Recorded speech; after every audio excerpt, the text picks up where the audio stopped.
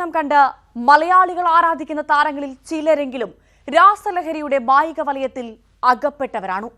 2 കോടിയിലേറെ രൂപ വിലമതിക്കുന്ന ഹൈബ്രിഡ് കഞ്ചാവുമായി കഴിഞ്ഞ ദിവസം ആലപ്പുഴയിൽ പിടിയിലായ യുവതിയുടെ മൊഴിയിലാണ് സിനിമാ മേഖലയിലെ ലഹരി ഉപയോഗം വീണ്ടും ചർച്ചയാക്കിയിരിക്കുന്നത്. നേരത്തെ തന്നെ ആരോപണ വിധേയരായിട്ടുള്ള ഷൈൻ ടോം ചാക്കോ, ശ്രീനാഥ് ഭാസി എന്നിവരുടെ പേരുകളാണ് ക്രിസ്റ്റീന എന്ന തസ്ലീമ സുൽത്താന എക്സൈസിനോട് വെളിപ്പെടുത്തിയത്. ഈ നടന്മാർക്കെതിരെ അതീവ ഗൗരവതരമായ തെളിവുകൾ അന്വേഷണ ഉദ്യോഗസ്ഥർക്ക് ലഭിച്ചെന്നാണ് സൂചന. സെക്സ് റാക്കറ്റുമായും അടുത്ത ബന്ധം തസ്ലീമയ്ക്കുള്ളതായി വ്യക്തമായിട്ടുമുണ്ട്. 8 ഭാഷകളിൽ പ്രാവീണ്യമുള്ള തസ്ലീമ തിരക്കഥ വിവർത്തകയായാണ് സിനിമാ മേഖലയിലെത്തുന്നത്. ചെന്നൈയും കൊച്ചിയും താവളമാക്കിയിരുന്ന തസ്ലീമയുടെ പല ഇടപാടുകളും ദുരൂഹവുമാണ്. ഇവരുമായി ബന്ധം പുലർത്തിയ മുഴുവൻ പേരിലേക്കും അന്വേഷണം വ്യാപിപ്പിക്കാനാണ് പോലീസിന്റെ തീരുമാനം. ഈ വാർത്തയുടെ വിശദാംശങ്ങളാണ് പോലീസ് പെട്രോൾ ആദ്യം പരിശോധിക്കുന്നത്. സ്വാഗതം.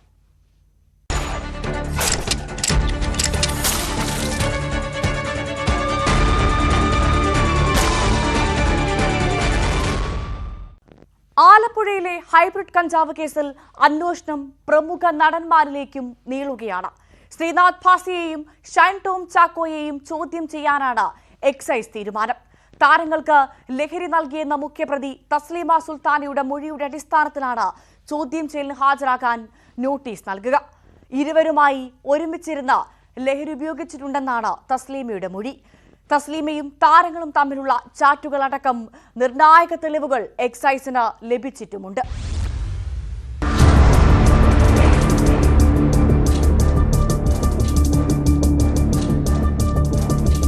ഹൈബ്രിഡ് കഞ്ചാവിന്റെ വൻ ലഹരിവേട്ടയ്ക്ക് തൊട്ടുപുറകെ തസ്ലീമ സുൽത്താനയുമായി ബന്ധപ്പെട്ട സിനിമാ ബന്ധങ്ങൾ ന്യൂസ് 18 പുറത്തു കൊണ്ടുവന്നിരുന്നു.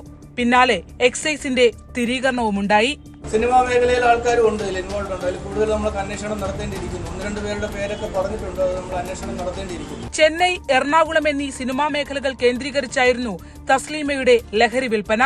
അഭിനേതാക്കളായ ഷൈൻ ടോം ചാക്കോ, ശ്രീനാഥ് ഭാസി എന്നിവരുമായി ചേർന്ന് ലഹരി ഉപയോഗിച്ചതായാണ് തസ്ലീമ മൊഴി നൽകിയിട്ടുള്ളത്. ഇവരുമായുള്ള ഫോൺ ബന്ധങ്ങളുടെ ഡിജിറ്റൽ തെളിവുകളും എക്സൈസിന് ലഭിച്ചു. ഇരുവർക്കും ചോദ്യം ചെയ്യലിന് ഹാജരാകാൻ എക്സൈസ് ഉടൻ നോട്ടീസ് നൽകും. സിനിമാ മേഖലയിൽ 1-2 പേരുടെ പേര് ഇവരുടെ മൊഴിയിൽ പറഞ്ഞിട്ടുണ്ട്. അപ്പോൾ അവർക്ക് എഗൻസ്റ്റ് ആയിട്ടുള്ള എന്ത് തെളിവാണുള്ളത് നമുക്ക് സയന്റിഫിക് എവിഡൻസും കൂടി വേണം. അത് കിട്ടിയതിന് ശേഷം ആവശ്യമുണ്ടെങ്കിൽ അവരെ നമ്മൾ നോട്ടീസ് അയച്ചു വരുത്തി അവരെ ചോദ്യം ചെയ്യും.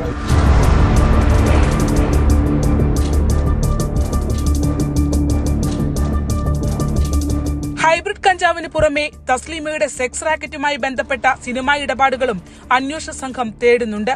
മൊഴിയിൽ നിന്ന് ലഭിച്ച വിശദാംശങ്ങൾ എക്സൈസ് ഉടൻ പോലീസിന് കൈമാറും. ക്രിസ്റ്റീന റെസിഡൻസി എന്ന പേരിൽ എറണാകുളത്തുണ്ടായിരുന്ന ഹോം സ്റ്റേയിൽ സിനിമാ മോഹവുമായി ഫോട്ടോഷൂട്ടിനെത്തിയ പെൺകുട്ടിയെ ലഹരി നൽകി പീഡിപ്പിച്ച കേസിൽ പ്രതിയാണ് തസ്ലീമ. ഇവരുടെ ഫോൺ അന്വേഷണ സംഘം വിദഗ്ധ പരിശോധനയ്ക്കായി അയച്ചിട്ടുണ്ട്. ലഹരി, പെൺവാണിഭ റാക്കറ്റുമായി ബന്ധപ്പെട്ട് കൂടുതൽ കണ്ണികൾ അതിൽ നിന്ന് ലഭ്യമാകുമെന്നാണ് വിലയിരുത്തൽ.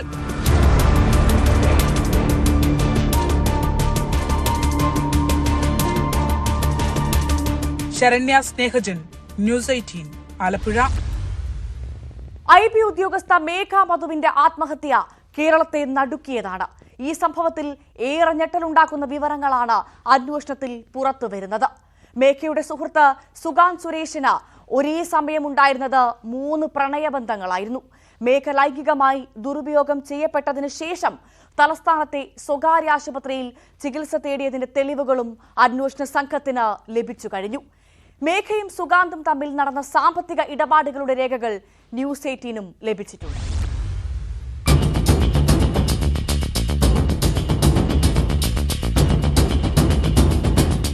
തിരുവനന്തപുരം രാജ്യാന്തര വിമാനത്താവളത്തിലെ എമിഗ്രേഷൻ വിഭാഗം IB ഉദ്യോഗസ്ഥയായിരുന്ന മേഘ മധു എന്ന 24 വയസ്സുകാരിക്ക് പുറമെ IBയിലെ തന്നെ മറ്റ് 2 വനിതാ ഉദ്യോഗസ്ഥരുമായി കൂടി സുഗാൻ സുരേഷിന് വളരെ അടുത്ത ബന്ധമുണ്ടായിരുന്നതായാണ് അന്വേഷണ സംഘത്തിന്റെ കണ്ടെത്തൽ.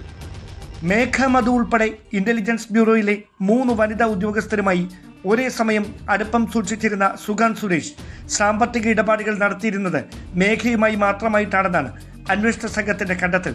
IB ഉദ്യോഗസ്ഥരും പോലീസും കൊച്ചിയിലെ സുഗാന്തിന്റെ താമസ സ്ഥലത്ത് നടത്തിയ പരിശോധനയിലാണ് ഇയാൾക്ക് മറ്റ് 2 വനിതാ ഉദ്യോഗസ്ഥരുമായുള്ള ബന്ധം വ്യക്തമാക്കുന്ന തെളിവുകൾ ലഭിച്ചത്. 2 തവണ സിവിൽ സർവീസ് പ്രിലിമിനറി പാസ്സായ സുഗാന്ത് മെയിൻ പരീക്ഷയിൽ പരാജയം നേരിട്ടിട്ടും സിവിൽ സർവീസ് മോഹം കൈവിട്ടിട്ടില്ലെന്നതിന് തെളിവായി സുഗാന്ത് സുരേഷ് IAS എന്നെഴുതിയ പേഴ്സണൽ ഡയറി മുറിക്കുള്ളിൽ നിന്ന് കണ്ടെടുത്തു. സിവിൽ സർവീസ് പരീക്ഷയിൽ വിജയിച്ചതിന് ശേഷം മാത്രം വിവാഹം മതിയെന്ന നിലപാടെടുത്ത സുഗാന്തിനെ ഉടൻ വിവാഹം നടത്തണമെന്ന് പറഞ്ഞ് മേഘ നിർബന്ധിച്ചിരുന്നതായും ഇതേ തുടർന്ന് ഇയാൾ യുവതിയോട് പരുഷമായി പെരുമാറിയിരുന്നതായും ആണ് അന്വേഷണ സംഘത്തിന്റെ കണ്ടെത്തൽ. ലൈംഗികമായി ദുരുപയോഗം ചെയ്യപ്പെട്ടതിന് പിന്നാലെ തലസ്ഥാനത്തെ സ്വകാര്യ ആശുപത്രിയിൽ യുവതി ചികിത്സ തേടിയെന്ന് വ്യക്തമാക്കുന്ന തെളിവുകളും അന്വേഷണ സംഘത്തിന് ലഭിച്ചിട്ടുണ്ട്.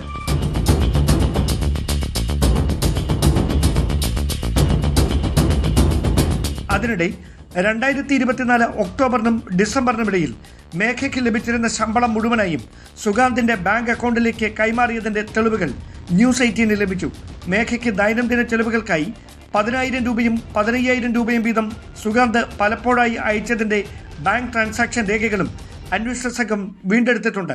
യുവതി ആത്മഹത്യ ചെയ്യുന്നതിന് തലേദിവസം രാത്രി 9:30ക്കും 11 മണിക്കും ഇടയിൽ എന്തൊരു സ്റ്റുപ്പിഡ് ജന്മമാണ് തന്റേതെന്ന് പറഞ്ഞ് സഹപ്രവർത്തകരുടെ മുന്നിൽ പൊട്ടിക്കരഞ്ഞതായും ഇവർ ആശ്വസിപ്പിക്കാൻ ശ്രമിക്കവേ VIP സന്ദർശനത്തിന്റെ ഭാഗമായി IB ഉദ്യോഗസ്ഥർക്ക് വിമാനത്താവളത്തിന്റെ പല ഭാഗങ്ങളിലേക്ക് കൃത്യനിർവഹണത്തിനായി പോകേണ്ടി വന്നെന്നും പോലീസിന് വിവരം ലഭിച്ചിട്ടുണ്ട്.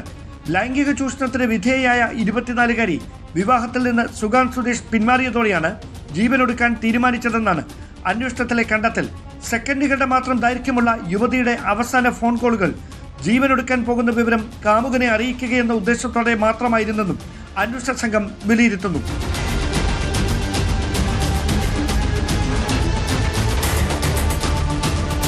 Dan Kurian, news 18, Thiruvananthapuram. IB ഉദ്യോഗസ്ഥ മേഘയുടെ മരണത്തിൽ ഒളിവിൽ കഴിയുന്ന സുഹൃത്ത് സുഗാന്ത് സുരേഷ് ഹൈക്കോടതിയിൽ മുൻകൂർ ജാമ്യാപേക്ഷ നൽകി കഴിഞ്ഞു. മേഘയുടെ മരണത്തിൽ തനിക്ക് യാതൊരു പങ്കുമില്ലെന്ന് ഹർജിയിൽ പറയുന്നു. ജ്യോതിഷിയെ കണ്ട ശേഷം മേഘയുടെ വീട്ടുകാർ ബന്ധത്തെ എതിർത്തെന്നും ആരോപണമുണ്ട്. അതേസമയം ജാമ്യാപേക്ഷയിലെ വാദങ്ങൾ മേഘയുടെ കുടുംബം തള്ളിക്കളഞ്ഞു.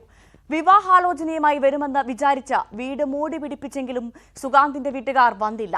ആലോചനയിൽ നിന്ന് പിന്മാറാനാണ് സുഗാന്ത് ശ്രമിച്ചിരുന്നതെന്നും മേഘയുടെ വീട്ടുകാർ പറയുന്നു.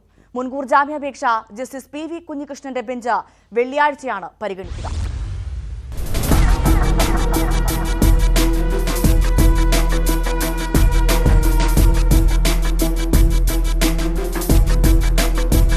യുവതിയുടെ വീട്ടുകാരെ കുറ്റപ്പെടുത്തിയാണ് സുഗാന്ത് സുരേഷിന്റെ മുൻകൂർ ജാമ്യ ഹർജി. ഒളിവിൽ കഴിയവെയാണ് സുഗാന്ത് മുൻകൂർ ജാമ്യം തേടി ഹൈക്കോടതിയെ സമീപിച്ചത്.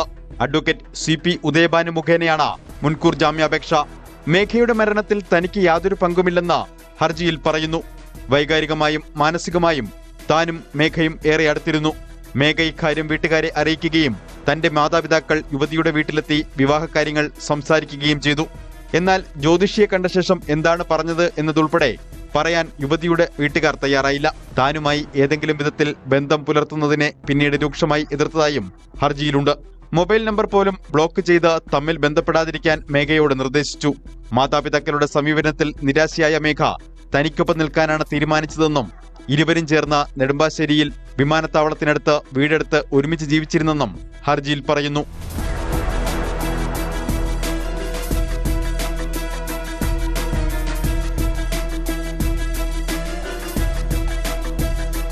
പതിവ് പോലെ ജോലിക്കാര്യങ്ങളെക്കുറിച്ചാണ് യുവതി തന്നോട് ഫോണിൽ സംസാരിച്ചത്.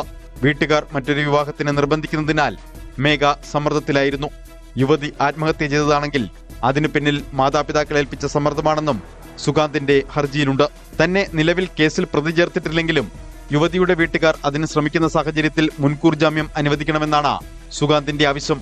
അതേസമയം യുവതിയെ സാമ്പത്തികമായും ലൈംഗികമായും സുഗാന്ത് ചൂഷണം ചെയ്തെന്നാണ് കുടുംബത്തിന്റെ ആരോപണം. സുഗാന്തിന്റെ ഹർജിയിലെ ആരോപണങ്ങൾ മേഘയുടെ കുടുംബം തള്ളുകയാണ്. സുഗാന്തിന്റെ മാതാപിതാക്കൾ വിവാഹമാലോചിച്ചെത്തിയെന്ന് പറയുന്നത് ശരിയല്ലെന്നും ഇവർ വ്യക്തമാക്കുന്നു.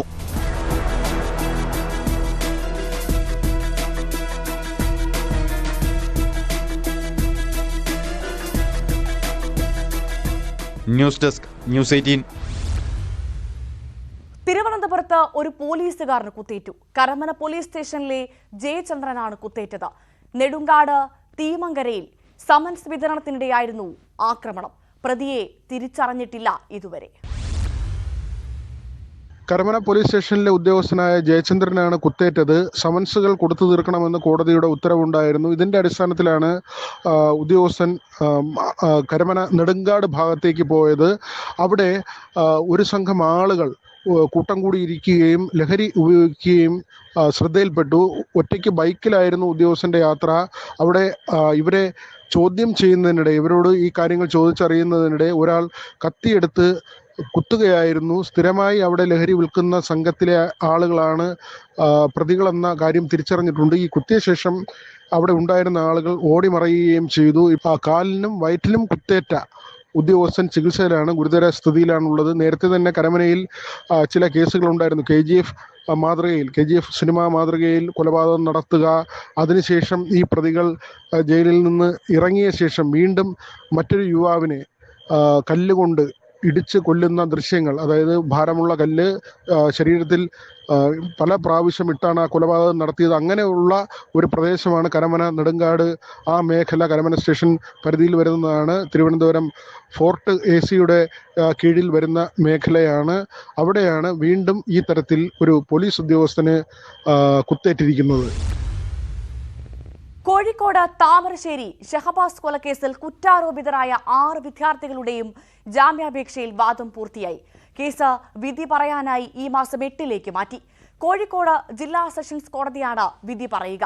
മകന് നീതി കിട്ടുമെന്നാണ് പ്രതീക്ഷയെന്ന് ഷഹബാസിന്റെ പിതാവ് ഇക്ബാൽ പ്രതികരിച്ചു.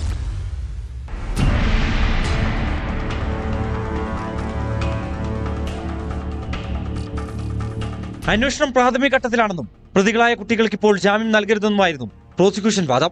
കുറ്റകൃത്യത്തിൽ നിന്ന് എങ്ങനെ രക്ഷപ്പെടാൻ കഴിയുമെന്ന ചിന്ത പ്രതികളുടെ കുറ്റവാസനയാണ് തെളിയിക്കുന്നതെന്ന് ഷഹബാസിന്റെ കുടുംബം കോടതിയിൽ ചൂണ്ടിക്കാട്ടി. നഞ്ചക്ക് ഉപയോഗിച്ചാണ് പ്രതികൾ കൊല നടത്തിയത്. പരിശീലനം ലഭിച്ചയാൾക്ക് മാത്രമേ ഇത് ഉപയോഗിക്കാൻ കഴിയൂ. കൊലപാതകം നടന്ന സമയത്ത് പ്രതികളിലൊരാളുടെ പിതാവ് സ്ഥലത്തുണ്ടായിരുന്നുവെന്നും ഷഹബാസിന്റെ കുടുംബം കോടതിയിൽ ആവർത്തിച്ചു. മകന് നീതി കിട്ടുമെന്നാണ് പ്രതീക്ഷയെന്ന് ഷഹബാസിന്റെ അച്ഛൻ ഇക്ബാൽ. ഇതിൽ രക്ഷിതാക്കളെ പങ്കുണ്ട് എന്നുള്ളത് വ്യക്തമായി വരുന്നുണ്ട്. അപ്പോൾ അത് അവർ നിഷേധിക്കാൻ ശ്രമിക്കുന്നുണ്ട്. അതിന് ആളുകളെ ഇതിലേക്ക് ഉൾപ്പെടുത്തിയിട്ട് സ്വാധീനം ചെലുത്താൻ സാധ്യതയുണ്ട്. അവരെയും കൂടി ഇതിൽ പ്രേരണാ കുറ്റം എന്ന രീതിയിൽ ഇതിലേക്ക് ഉൾപ്പെടുത്തണം എന്നാണ് എനിക്ക് പറയാനുള്ളത്. ഈ ട്രിഡ്സ് എന്ന ട്യൂഷൻ സെന്ററിന്റെ ആളുകൾ ഇതിലുണ്ട്. പക്ഷെ അവർ വരെ ഇതിൽ അറിയുന്ന ആളുകളാണ്, ഇതിൽ ഉൾപ്പെട്ട ആളുകളാണ്. കുട്ടികൾ 34 ദിവസമായി റിമാൻഡിൽ കഴിയുന്നത് ശിക്ഷയായി പരിഗണിക്കണമെന്നായിരുന്നു പ്രതിഭാഗത്തിന്റെ വാദം. നന്നായി പഠിക്കുന്നവരും പാഠ്യേതര പ്രവർത്തനങ്ങളിൽ ഏർപ്പെടുന്നവരും മികച്ച കുടുംബ പശ്ചാത്തലത്തിൽ നിന്ന് വരുന്നവരുമാണ് പ്രതികൾ. മരിച്ച ഷഹബാസ് ഉൾപ്പെട്ട സംഘർഷത്തിൽ ഏർപ്പെട്ട കുട്ടികൾ പ്രതികൾ പഠിക്കുന്ന ട്യൂഷൻ സെന്ററിൽ പഠിക്കുന്നവരല്ല.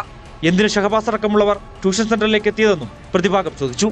നിർഭയ കേസിലെ സുപ്രീം കോടതി വിധി ചൂണ്ടിക്കാട്ടി കുറ്റാരോപിതർക്ക് പ്രായപൂർത്തിയായില്ലെന്ന പരിഗണന നൽകരുതെന്ന് ഷഹബാസിന്റെ കുടുംബത്തിന് വേണ്ടി ഹാജരായ അഭിഭാഷകൻ ആവശ്യപ്പെട്ടു. അവർക്ക് ജാമ്യം നിഷേധിക്കാൻ കോടതിയിൽ നിയമത്തിൽ വകുപ്പുകളുണ്ട്. അവരുടെ ജാമ്യം നിഷേധിക്കാൻ കോടതിക്ക് അധികാരമുണ്ട്. ഈ കാര്യം കോടതിയുടെ ശ്രദ്ധയിൽപ്പെടുത്തിയിട്ടുണ്ട്. ഇതേ വിഷയം തന്നെയാണ് നിർഭയ കേസ് ബഹുമാനപ്പെട്ട സുപ്രീം കോടതി വിലയിരുത്തിയിട്ടുള്ളത്. റയറസ്റ്റ് ഓഫ് റയർ കേസിൽ സൊസൈറ്റിയുടെ സമൂഹത്തിന് തെറ്റായ സന്ദേശം നൽകുന്ന രീതിയിലുള്ള ഒരു ജഡ്ജ്മെന്റ് പാടില്ല. കേസിൽ അറസ്റ്റിലായ 5 പേരുടെ ജാമ്യാപേക്ഷ ജുവനൈൽ ജസ്റ്റിസ് ബോർഡ് തള്ളിയതോടെയാണ് പ്രതികൾ ജില്ലാ സെഷൻസ് കോടതിയെ സമീപിച്ചത്. ഒബ്സർവേഷൻ ഹോമിൽ കഴിയുന്ന പ്രതികളെ 10ാം ക്ലാസ് പരീക്ഷ എഴുതാൻ അനുവദിച്ചിരുന്നു.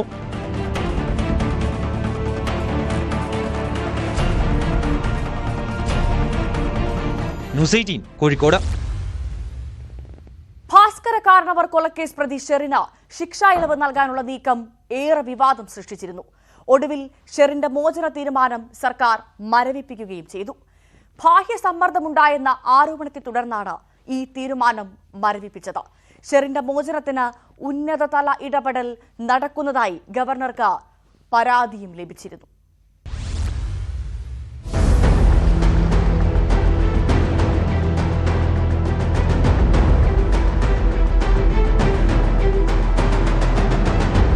രണ്ട് മാസം മുമ്പാണ് ഭാസ്കര കാരണവർ കൊലക്കേസ് പ്രതി ഷെറിനെ മോചിപ്പിക്കാൻ മന്ത്രിസഭാ യോഗത്തിൽ തീരുമാനമുണ്ടായത്.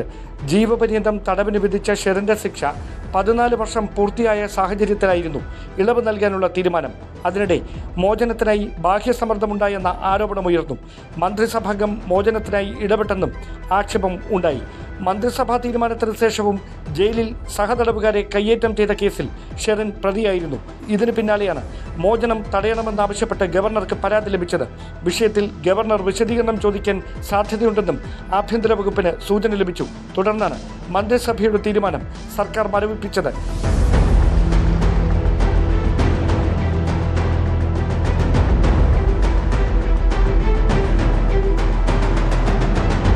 2009 നവംബർ 8-നാണ് ചെങ്ങന്നൂർ സ്വദേശി ഭാസ്കരക്കാരനവർ കൊല്ലപ്പെട്ടത്. മകന്റെ ഭാര്യയായിരുന്ന ഷെറിനും കാമുകനും ചേർന്നാണ് ഭാസ്കരക്കാരനവരെ കൊലപ്പെടുത്തിയതെന്നാണ് പോലീസിന്റെ കുറ്റപത്രം. കൊലപാതകത്തിൽ ഷെറിന് പങ്കുണ്ടെന്ന് കണ്ടെത്തിയതിനെ തുടർന്ന് സുപ്രീം കോടതിയും ജീവപര്യന്തം ശിക്ഷ ശരിവച്ചിരുന്നു.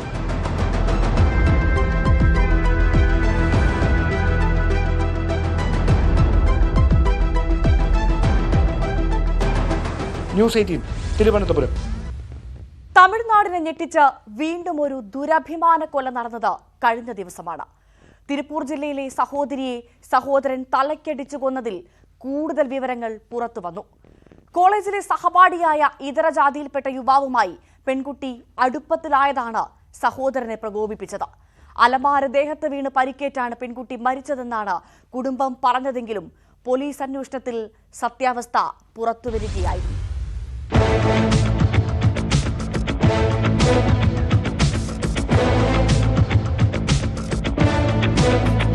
തിരുപ്പൂർ ജില്ലയിലെ പല്ലടത്തിന് സമീപമാണ് കോളേജ് വിദ്യാർത്ഥിനിയായ സഹോദരിയെ സഹോദരൻ തലക്കടിച്ചു കൊന്നത്. കോയമ്പത്തൂരിലെ സർക്കാർ കോളേജ് വിദ്യാർത്ഥിനി 22-കാരിയായ വിദ്യയാണ് കൊല്ലപ്പെട്ടത്. സംഭവത്തിൽ സഹോദരൻ ശരവണകുമാറിനെ കാമനായ്ക്കൻപാളയം പോലീസ് അറസ്റ്റ് ചെയ്തിരുന്നു. കഴിഞ്ഞ ഞായറാഴ്ചയാണ് വീടിനകത്ത് വെച്ച് വിദ്യ മരിച്ചത്. അലമാര ദേഹത്ത് വീണ് മരിച്ചെന്നാണ് കുടുംബം അയൽവാസികളോടും ബന്ധുക്കളോടും പറഞ്ഞത്. തുടർന്ന് പോലീസിൽ വിവരമറിയിക്കാതെ സമീപത്തെ ശ്മശാനത്തിൽ മൃതദേഹം സംസ്കരിക്കുകയും ചെയ്തു. മരണത്തിൽ അസ്വാഭാവികത തോന്നി വിദ്യയുടെ കാമുകൻ വെൺമണി നൽകിയ പരാതിയാണ് സംഭവത്തിന്റെ ചുരുളഴിച്ചത്. വിദ്യയുടെ സഹോദരൻ ശരവണകുമാറിനെ പോലീസ് കസ്റ്റഡിയിലെടുത്ത് ചോദ്യം ചെയ്തപ്പോൾ ഇയാൾ കുറ്റം സമ്മതിച്ചു.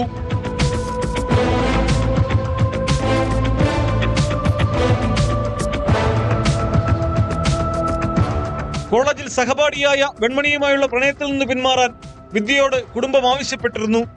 എന്നാൽ വിദ്യ തയ്യാറായില്ല. അതിനിടെ വെൺമണിയുടെ രക്ഷിതാക്കൾ വിവാഹാലോചനയുമായി വീട്ടിലെത്തിയത് ശരവണകുമാറിനെ കൂടുതൽ പ്രകോപിപ്പിച്ചു. ഞായറാഴ്ച മാതാപിതാക്കൾ ക്ഷേത്രദർശനത്തിന് പോയ സമയം വിദ്യയും ശരവണകുമാറും തമ്മിൽ വാക്കുതർക്കമുണ്ടായി. തുടർന്ന് ഇരുമ്പ് കമ്പി കൊണ്ട് വിദ്യയെ തലക്കടിച്ചു കൊല്ലുകയായിരുന്നു. അപകടമരണമാണെന്ന് വരുത്തി തീർക്കുന്നതിനായി അലമാര ദേഹത്തേക്ക് മറിച്ചിട്ടതായും ശരവണകുമാർ പോലീസിന് മൊഴി നൽകി. സംഭവത്തിൽ വിദ്യയുടെ മാതാപിതാക്കളെയും പോലീസ് പ്രതിയേർത്തേക്കും.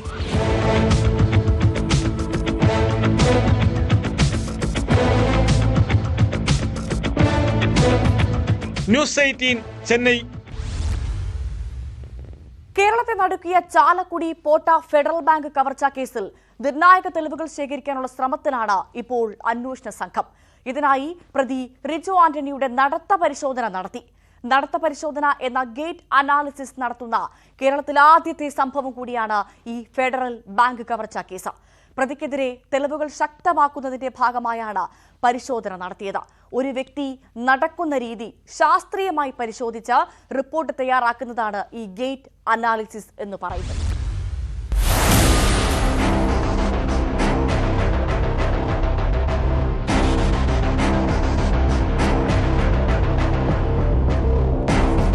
ഒരു വ്യക്തി നടക്കുന്ന രീതി ശാസ്ത്രീയമായി പരിശോധിക്കുന്നതാണ് ഗേറ്റ് അനാലിസിസ് എന്ന നടത്ത പരിശോധന.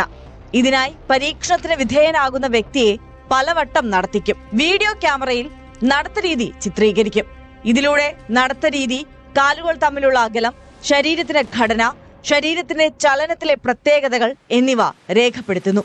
ഇവ CCTV ദൃശ്യങ്ങളിൽ നിന്നോ മറ്റ് ക്യാമറകളിൽ നിന്നോ നേരത്തെ ലഭിച്ച വീഡിയോയുമായി താരതമ്യം ചെയ്യും. ഫോറൻസിക് ലാബിൽ നടത്തുന്ന താരതമ്യത്തിൽ 2 സന്ദർഭങ്ങളിലെയും വ്യക്തികൾ ഒരാളാണെങ്കിൽ അത് തെളിയിക്കാൻ കഴിയും. പാദത്തിന്റെ ആകൃതി, പാദങ്ങൾ തമ്മിലുള്ള അകലം തുടങ്ങിയവയും ഇതുവഴി താരതമ്യം ചെയ്യാം.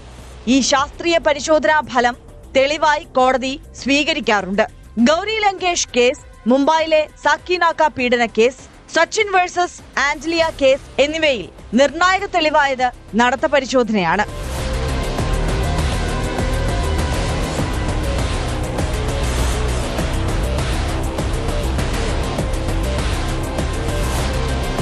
പോട്ട ബാങ്ക് കവർച്ചാ കേസിൽ ശാസ്ത്രീയ തെളിവുകൾ ശേഖരിക്കുന്നതിലെ വെല്ലുവിളികളാണ് അത്യപൂർവമായ ഗേറ്റ് അനാലിസിസ് നടത്താൻ അന്വേഷണ സംഘം തീരുമാനിച്ചതിന് കാരണം. ഏക പ്രതി റിജോ ആന്റണി മാസ്കും ഹെൽമറ്റും കയ്യുറകളും ധരിച്ചാണ് കവർച്ച നടത്തിയത്. CCTVയിൽ കുറ്റവാളിയുടെ ശിരസ് പതിഞ്ഞിട്ടുണ്ടെങ്കിലും വിചാരണ വേളയിൽ മുഖം അവ്യക്തമാണെന്ന് പ്രതിഭാഗം ഉന്നയിക്കാൻ ഇടയുണ്ട്. വിരലടയാളം അടക്കമുള്ള തെളിവുകളുടെ പോരായ്മ പരിഹരിക്കാനും ഗേറ്റ് അനാലിസിസിലൂടെ കഴിയും. കഴിഞ്ഞ ഫെബ്രുവരിയിലാണ് ഫെഡറൽ ബാങ്ക് പോട്ട ശാഖയിൽ റിജോ ഒറ്റയ്ക്ക് പട്ടാപ്പകൽ കവർച്ച നടത്തിയത്. ജീവനക്കാരനെ കത്തികാട്ടി ഭീഷണിപ്പെടുത്തി 15 ലക്ഷം രൂപ കവർന്നെങ്കിലും അടുത്ത ദിവസം ഇയാൾ പിടിയിലായി. തെളിവുകൾ അവശേഷിപ്പിക്കാതെ നടത്തിയ കുറ്റകൃത്യം അന്വേഷണ സംഘത്തെ പോലും ഞെട്ടിച്ചിരുന്നു.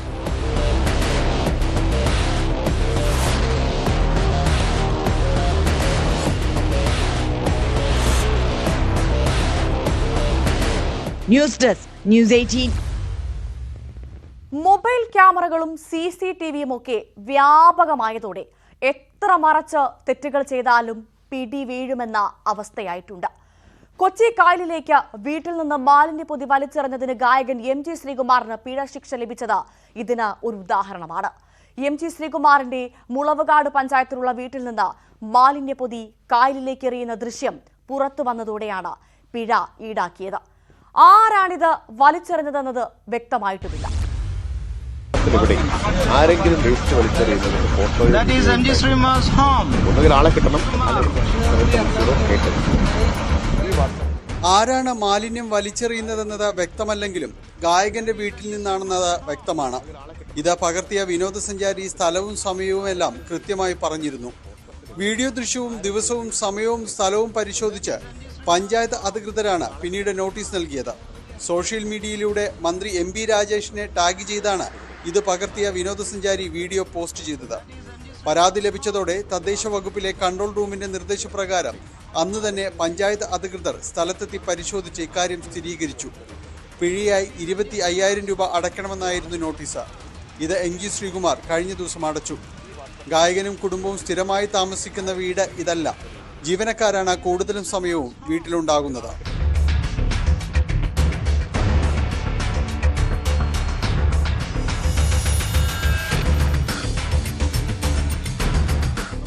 ന്യൂസ് 18 കൊച്ചി. സ്വകാര്യ ബസ് ജീവനക്കാരുടെ മത്സരയോട്ടവും സമയക്രമത്തെ ചൊല്ലിയുള്ള തർക്കവും ഉണ്ടാക്കുന്ന ക്രമസമാധാന പ്രശ്നങ്ങൾ ചില്ലറയൊന്നുമല്ല. കൊച്ചി ഇടപ്പള്ളിയിൽ സ്വകാര്യ ബസ് ജീവനക്കാർ തമ്മിലടിച്ചതാണ് ഒടുവിലത്തെ സംഭവം. മാരകായുധങ്ങളുമായാണ് ബസ് ജീവനക്കാർ നടുറോട്ടിൽ ഏറ്റുമുട്ടിയത്. 2 ബസ്സുകളിലെയും ജീവനക്കാരെ പോലീസ് കസ്റ്റഡിയിലെടുത്തിട്ടുമുണ്ട്.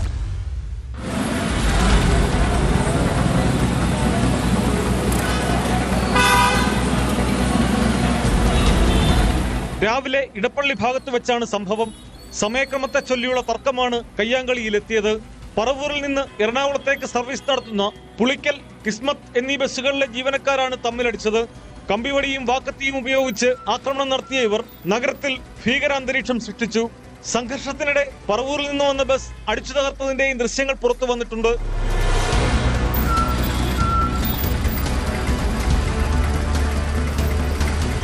നഗരത്തിലെ തിരക്കേറിയ റോഡിലായിരുന്നു സംഘർഷം. ബസ്സുകളിലെ യാത്രക്കാർക്ക് പരിക്കില്ല. ഇളമക്കര പോലീസ് എത്തി 2 ബസ്സിലെയും ജീവനക്കാരെ കസ്റ്റഡിയിലെടുത്തു. സംഭവത്തിൽ കേസെടുക്കുമെന്ന് പോലീസ് അറിയിച്ചു. സ്വകാര്യ ബസ്സുകളുടെ മത്സരയോട്ടം കൊച്ചിയിലെ പതിവ് കാഴ്ചയാണ്. ഇതിനു മുമ്പും പലതവണ ബസ് ജീവനക്കാർ തമ്മിൽ സംഘർഷമുണ്ടായിട്ടുണ്ട്.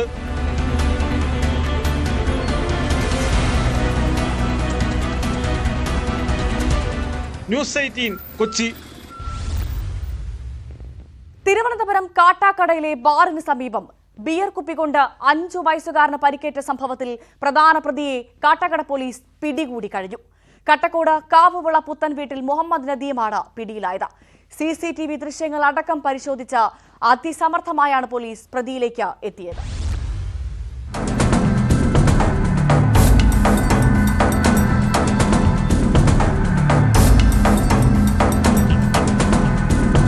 കാട്ടാക്കട CI മൃദുൽകുമാറിന്റെയും SI മനോജിന്റെയും നേതൃത്വത്തിൽ അതിവേഗമാണ് പ്രതിയെ പിടികൂടിയത്.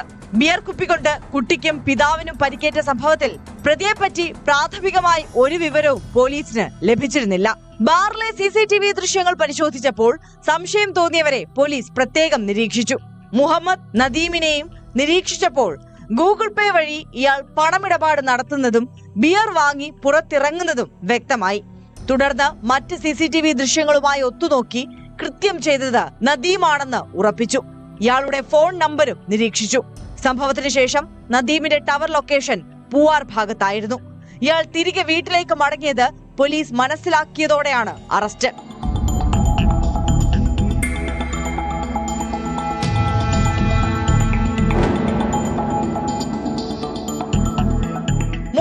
യുവതി ബാറിൽ നിന്ന് ഇറങ്ങി വന്ന ബിയർ കുപ്പി റോഡിലേക്ക് വലിച്ചെറിഞ്ഞ് പൊട്ടിക്കുകയായിരുന്നു.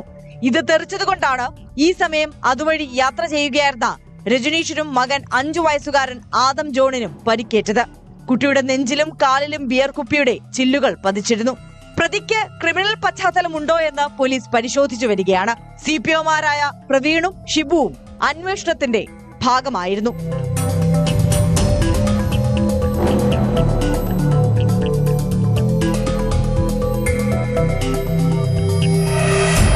ന്യൂസ് 18 നെയ്യാറ്റിൻകര.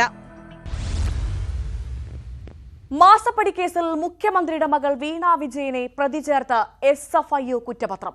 സേവനം നൽകാതെ 2.7 കോടി രൂപ വീണ വിജയൻ കൈപ്പറ്റിയെന്നാണ് SFIOയുടെ കണ്ടെത്തലുള്ളത്. വീണയ്ക്ക് പുറമെ എക്സാലോജിക്, CMRL, ശശിധരൻ കർത്ത, എംപവർ ഇന്ത്യ കമ്പനി എന്നിവരാണ് മറ്റു പ്രതികൾ. കേസിൽ കേന്ദ്ര കമ്പനികാര്യ മന്ത്രാലയം പ്രോസിക്യൂഷൻ നടപടികൾക്ക് അനുമതി നൽകി കഴിഞ്ഞു.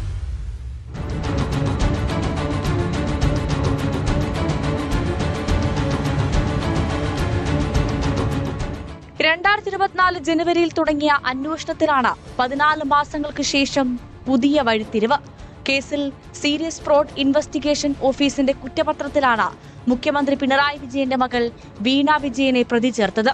വീണയ്ക്ക് പുറമെ എക്സാലോജിക്കും ശശിധരൻ കർത്തയും CMRLും സഹോദര സ്ഥാപനവും പ്രതികളാണ്. പ്രതികൾക്കെതിരെ 10 വർഷം വരെ തടവ് ശിക്ഷ ലഭിക്കാവുന്ന വകുപ്പുകളാണ് ചുമത്തിയത്. സേവനമൊന്നും നൽകാതെ വീണ വിജയൻ 2.70 കോടി കൈപ്പറ്റിയെന്നാണ് കണ്ടെത്തൽ. വെട്ടിപ്പ് നടത്തിയ തുകയോ അതിന്റെ 3 ഇരട്ടിയോ പിഴയായും ചുമത്താം. CMRൽ നിന്നും എംപവർ ഇന്ത്യ എന്ന കമ്പനിയിൽ നിന്നുമാണ് ഈ പണം കൈപ്പറ്റിയത്. ശശിധരൻ കർത്തയും ഭാര്യയുമാണ് എംപവർ ഇന്ത്യ കമ്പനിയുടെ ഡയറക്ടർമാർ. ക്രമക്കേട് കണ്ടെത്തിയതുൾപ്പെടെയുള്ള SFIOയുടെ അന്വേഷണ റിപ്പോർട്ടിൽ പ്രോസിക്യൂഷൻ നടപടികൾക്ക് കേന്ദ്ര കമ്പനികാര്യ മന്ത്രാലയം അനുമതി നൽകി. ഇതോടെ സാമ്പത്തിക കുറ്റകൃത്യങ്ങൾ കൈകാര്യം ചെയ്യുന്ന കൊച്ചിയിലെ കോടതി വഴി വിചാരണ നടപടികൾ തുടങ്ങാം. വീണ ഉൾപ്പെടെയുള്ളവർക്ക് സമൻസ് അയക്കും. ശശിധരൻ കർത്തയ്ക്കും CMRL ഡയറക്ടർ ബോർഡ് അംഗങ്ങൾക്കും എതിരെ കൂടുതൽ വകുപ്പുകളും ചുമത്തിയിട്ടുണ്ട്. 182 കോടി രൂപയുടെ വെട്ടിപ്പ് CMRLിൽ നടന്നെന്നും കണ്ടെത്തിയിട്ടുണ്ട്. ഇതോടെ സാമ്പത്തിക ക്രമക്കേട് കേസിൽ മുഖ്യമന്ത്രിയുടെ മകൾ ഇനി പ്രോസിക്യൂഷൻ നടപടികൾ നേരിടേണ്ടി വരും.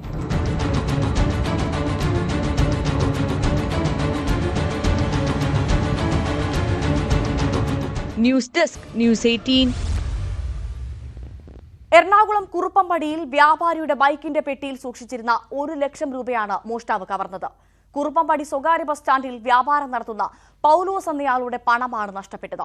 പ്രതിക്കായി അന്വേഷണം തുടങ്ങിക്കഴിഞ്ഞു പോലീസ്.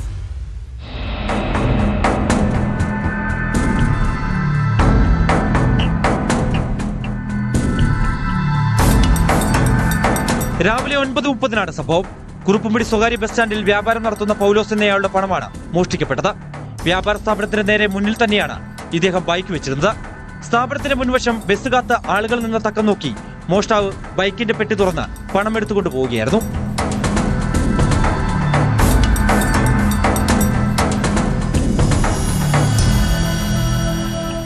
ഒരാൾ വന്ന് ബൈക്കിന്റെ പെട്ടിയിൽ നിന്ന് പൊതിയെടുത്തുകൊണ്ട് പോകുന്നതിന്റെ CCTV ദൃശ്യങ്ങൾ ലഭിച്ചിട്ടുണ്ട്. ഈ ദൃശ്യങ്ങൾ സഹിതം പൗലോസ് കുറുപ്പമ്പടി പോലീസിൽ പരാതി നൽകി. സംഭവത്തിൽ കേസെടുത്ത പോലീസ് പ്രതിക്കായി അന്വേഷണം ആരംഭിച്ചു.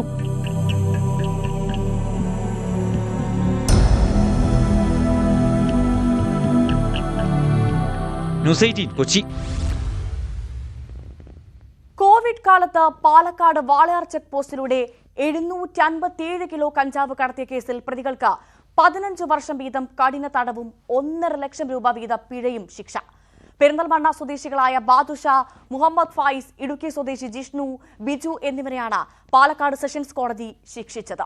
പിന്നീട് അറസ്റ്റിലായ 4ാം പ്രതി കാട്ടാക്കട സ്വദേശി സതീഷിനെതിരെ വിചാരണ പിന്നീടുണ്ടാകും.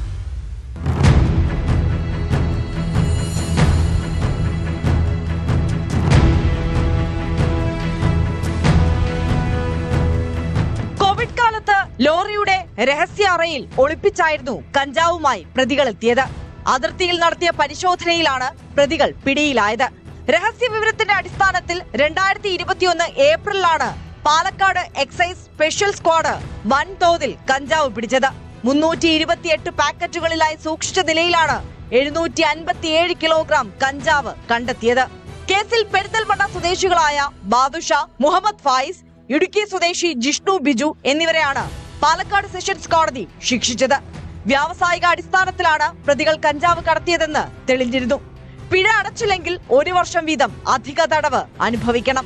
കേരളത്തിൽ തന്നെ റിപ്പോർട്ട് ചെയ്തതിൽ ആ കാലഘട്ടത്തിൽ ഏറ്റവും വലിയൊരു കേസായിരുന്നു. വളരെ നല്ല രീതിയിൽ തന്നെ ഇത് ഡിറ്റക്ഷൻ നടത്തിയിട്ടുണ്ട്. എൻ്റെ ഡിറ്റക്ടിംഗ് ഓഫീസർ നല്ല രീതിയിലുള്ള ഒരു അന്വേഷണം നടത്തിയിട്ടുണ്ട്. അതിൻ്റെ എല്ലാം കൂടെ ഒരു ഭാഗമാണ് ഇപ്പോൾ നമുക്ക് ഇന്നുള്ള ഒരു വിധി. അപ്പോൾ ഈ പ്രസന്റ് സിറ്റുവേഷനിൽ ഈ വിധി സമൂഹത്തിൽ ഇങ്ങനെ കുറ്റം ചെയ്യുന്നവർക്കൊരു പാഠവും കൂടിയാണ്. കോവിഡ് പരിശോധനയുടെ മറവിൽ പരിശോധന ഉണ്ടാവില്ല എന്ന് ലക്ഷ്യം വെച്ചുകൊണ്ടാണ് ഈ മാഫിയ വൻതോതിൽ ഇങ്ങനെയൊരു കടത്ത് പ്ലാൻ ചെയ്തത്. ആന്ധ്രാപ്രദേശിലെ വിശാഖപട്ടണത്തിനടുത്തുള്ള നരിസിപട്ടണം എന്നുള്ള സ്ഥലത്തു നിന്നാണ് ഇത് കയറ്റിയതെന്നും എറണാകുളത്തേക്കാണ് ഇത് കൊണ്ടുവരുന്നതെന്നാണ് അന്വേഷണത്തിൽ ബോധ്യമായിട്ടുള്ളത്. ഇതിൻ്റെ പിന്നിൽ പ്രവർത്തിച്ച പ്രധാന മാഫിയ സംഘ തലവനെയും പിന്നീട് എക്സൈസ് ക്രൈംബ്രാഞ്ചിന് അറസ്റ്റ് ചെയ്യാൻ കഴിഞ്ഞിട്ടുണ്ട്. 4ാം പ്രതി തിരുവനന്തപുരം കാട്ടാക്കട സ്വദേശി ഉണ്ണി എന്ന സതീഷ് പിന്നീടാണ് അറസ്റ്റിലായത്. ഇയാൾക്കെതിരായ വിസ്താരം പിന്നീട് നടക്കും.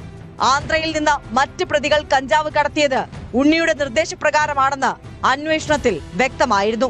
ഇന്ത്യയിൽ തന്നെ കരമാർഗം പിടിക്കുന്ന 2ാമത്തെ ഏറ്റവും വലിയ കഞ്ചാവ് കേസാണിതെന്നാണ് വിവരം. പ്രോസിക്യൂഷനു വേണ്ടി പബ്ലിക് പ്രോസിക്യൂട്ടർ പി അനിലും NDPS സ്പെഷ്യൽ പ്രോസിക്യൂട്ടർ ശ്രീനാഥ് വേണുവും അഡീഷണൽ പബ്ലിക് പ്രോസിക്യൂട്ടർ S സിദ്ധാർത്ഥനും ഹാജരായി.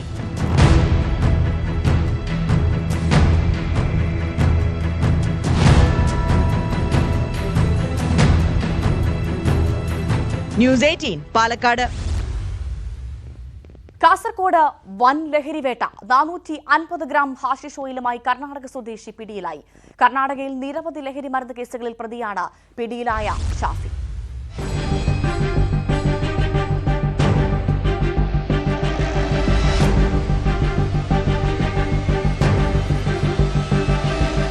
കാറിലും വീട്ടിലും സൂക്ഷിച്ച 450 ഗ്രാം ഹാഷിഷാണ് പിടിച്ചത്.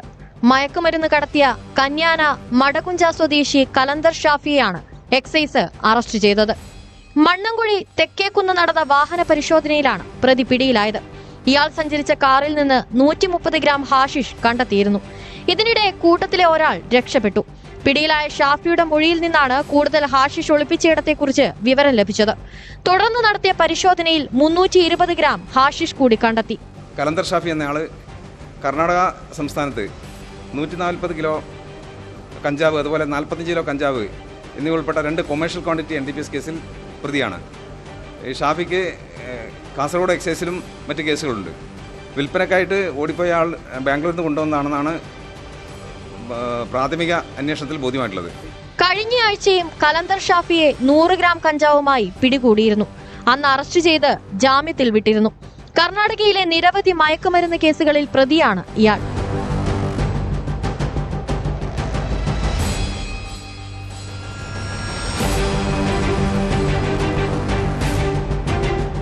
ന്യൂസ് 18 കാസർഗോഡ്. പാലക്കാട് ആനക്കരയിൽ കിണർ വൃത്തിയാക്കുന്നതിനിടെ വടിവാളുകളും കമ്പിപ്പാരയും കണ്ടെത്തി. കഴിഞ്ഞ ദിവസം രാത്രിയിൽ കവർച്ച നടത്തി മടങ്ങുമ്പോൾ മോഷ്ടാവകപ്പെട്ട അതേ കിണറ്റിൽ നിന്നാണ് ആയുധങ്ങൾ കണ്ടെത്തിയത്. സംഭവത്തിൽ പോലീസ് അന്വേഷണം ആരംഭിച്ചു കഴിഞ്ഞു.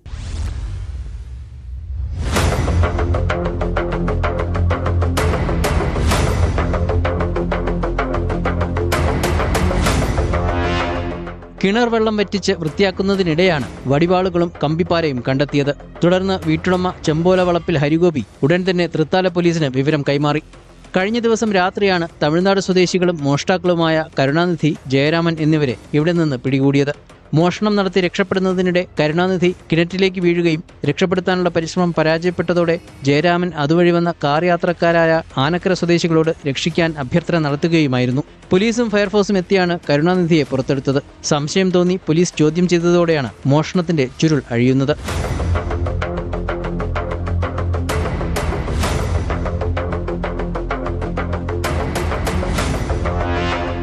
ആനക്കര ഡയറ്റ് ലാബ് സ്കൂളിന് മുൻവശം ആൾതാമസമില്ലാത്ത വീടുകളിലാണ് വാതിൽ കുത്തിപ്പൊളിച്ച് പ്രതികൾ മോഷണം നടത്തിയത്. ഇവിടെ നിന്ന് മോഷണം പോയ ചില്ലറ നാണയങ്ങൾ കിണറ്റിൻകരയിൽ നിന്ന് കണ്ടെത്തിയിരുന്നു. വ്യാഴാഴ്ച രാവിലെയാണ് ആയുധങ്ങൾ കണ്ടെത്തുന്നത്. ആയുധങ്ങൾ പ്രതികളുടേതാണോ മോഷ്ടിച്ചതാണോ എന്ന കാര്യത്തിൽ കൂടുതൽ വ്യക്തത വരേണ്ടതുണ്ട്.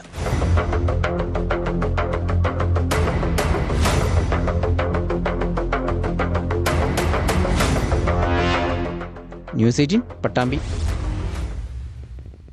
ആലപ്പുഴ വനിതാ ശിശു ആശുപത്രിയിൽ പൂർണ്ണ അംഗവൈകല്യത്തോടെ കുഞ്ഞ് ജനിച്ച സംഭവം നമ്മളൊന്നും മറന്നു കാണില്ല. ഈ സംഭവത്തിൽ ആരോപണ വിധേയരായ ഡോക്ടർമാർക്ക് വീഴ്ച പറ്റിയെന്ന് ആരോഗ്യവകുപ്പിന്റെ റിപ്പോർട്ട് വന്നു കഴിഞ്ഞു. മാതാവിന് ആദ്യ 3 മാസം നൽകിയ പ്രസവ ചികിത്സ തൃപ്തികരമല്ല. അപകട സാധ്യത അറിയിക്കുന്നതിൽ 2 ഗൈനക്കോളജിസ്റ്റുകളും പരാജയപ്പെട്ടു എന്നിങ്ങനെ ഗുരുതര കണ്ടെത്തലുകളുള്ളതാണ് report. Doctor CV Pushpakumari, doctor Sherly എന്നിവർക്കെതിരെ അച്ചടക്ക നടപടിക്കും ശുപാർശയുണ്ട്.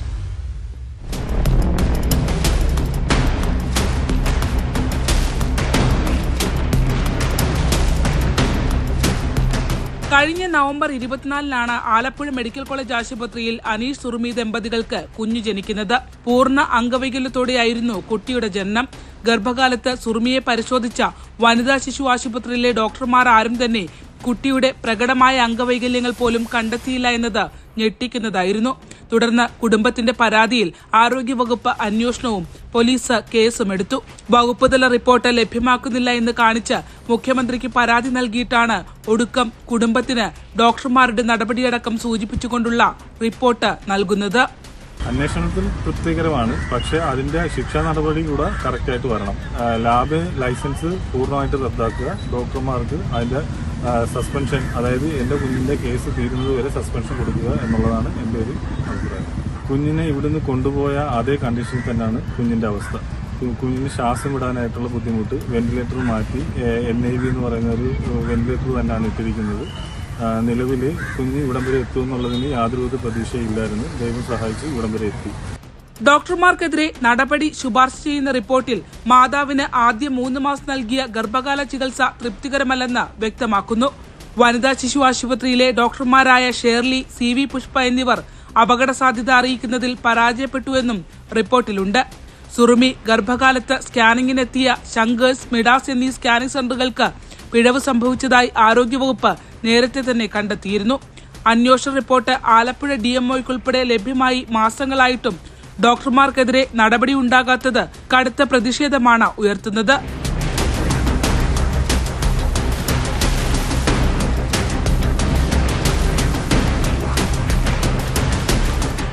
ന്യൂസ് 18 ആലപ്പുഴ.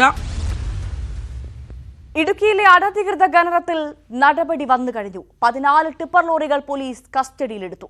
ഇടുക്കി ജില്ലാ പോലീസ് മേധാവിയുടെ പ്രത്യേക സംഘമാണ് പരിശോധന നടത്തിയത്.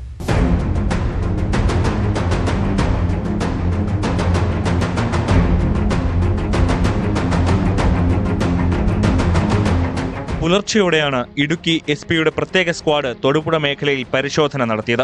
12 ടോറസ് ലോറികൾ, 1 ടിപ്പർ, 1 മിനി ടിപ്പർ എന്നിവയാണ് പിടികൂടിയത്. ഇവയിൽ അധികവും പാസില്ലാതെ അനധികൃതമായി കരിങ്കല്ല് കടത്തിയ വാഹനങ്ങളാണ്. അമിത ലോഡ് കയറ്റിയവയും പിടികൂടിയവയിൽ ഉൾപ്പെടും. ഇടുക്കിയിൽ സ്വകാര്യ ഭൂമിയിലും സർക്കാർ ഭൂമിയിലും നടക്കുന്ന അനധികൃത ഖനനത്തിൽ ജില്ലാ കളക്ടർ അന്വേഷണം പ്രഖ്യാപിച്ചിരുന്നു. ആവർത്തിച്ച് നിയമലംഘനം നടത്തുന്നവർക്കെതിരെ ക്രിമിനൽ കേസെടുക്കാൻ നടപടി സ്വീകരിക്കാൻ കളക്ടർ ADM-ന് നിർദ്ദേശം നൽകിയിട്ടുണ്ട്. ഇതിന് പിന്നാലെയാണ് പോലീസും പരിശോധന കർശനമാക്കിയത്.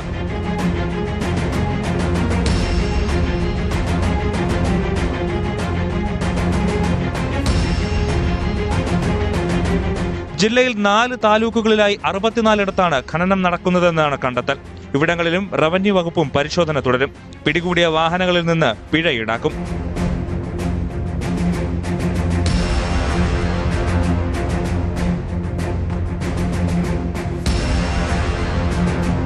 ന്യൂസ് 18 ഇടുക്കി.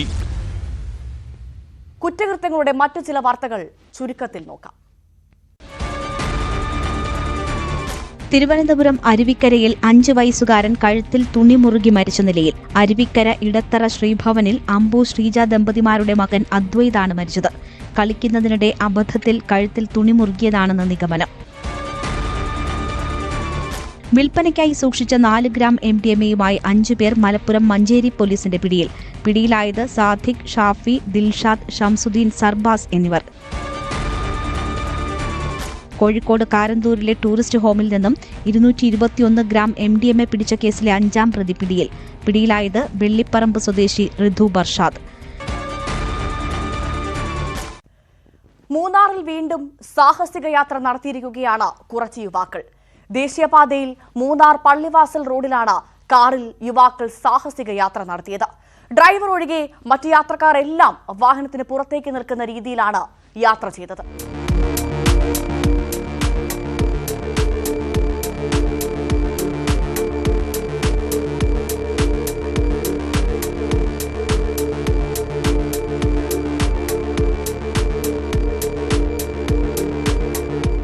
ഇടുങ്ങിയ പാതയിലെ കൊടും വളവുകളുള്ള ഭാഗത്തായിരുന്നു യുവാക്കളുടെ ഈ സാഹസിക യാത്ര. റോഡിൽ അഭ്യാസ പ്രകടനം നടത്തുന്നവർ പലപ്പോഴും വെട്ടിലാക്കുന്നത് നിരപരാധികളെയാണ്. മനസ്സറിയാതെ പലരും അപകടത്തിൽപ്പെടുന്നു.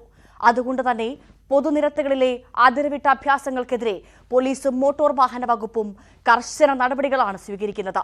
ഇവർക്കെതിരെയും കടുത്ത നടപടി ഉണ്ടാകുമെന്ന് നമുക്ക് പ്രതീക്ഷിക്കാം. ഇന്നത്തെ പോലീസ് പെട്രോൾ പൂർത്തിയാകുന്നു. നമസ്കാരം.